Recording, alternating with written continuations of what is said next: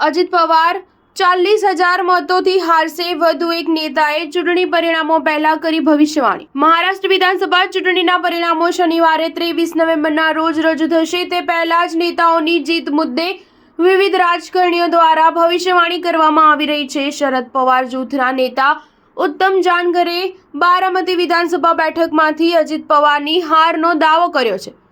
ઉત્તમ જાનઘરે ગુરુવારે નિવેદન આપ્યું હતું કે અજીત પવાર માટે પોતાની બેઠક બચાવવી મુશ્કેલ બનશે। તેમને મળતો પ્રત્યેક વોટ ભાજપ અને દેવેન્દ્ર ફડણવીસના ખાતામાં જશે। બારામતી બેઠક પરથી યોગેન્દ્ર પવારની જીત નિશ્ચિત છે।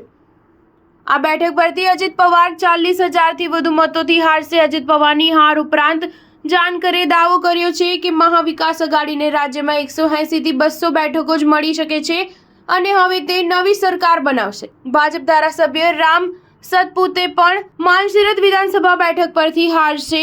ઉત્તમ જાનઘરે પોતાની જીત પણ નિશ્ચિત કરી છે। જાનઘરને 1 લાખથી 1.5 લાખ સુધી મત મળી શકે છે। વધુમાં ભાજપ પર પ્રહાર કરતા કહ્યું કે ભાજપના ધારાસભ્યે અહીં જનસેવા નહીં પરંતુ કારોબારની જેમ કામ કર્યું છે, જેના લીધે તેમને મોટું નુકસાન થશે। બારામતી વિધાનસભા બેઠક ચર્ચામાં છે। અહીં અજીત પવાર પોતાના ભત્રીજા યોગેન્દ્ર પવાર સામે લડી રહ્યા છે। સ્ટાર ન્યૂઝ 7 હંમેશા સચ્ચાઈની સાથે।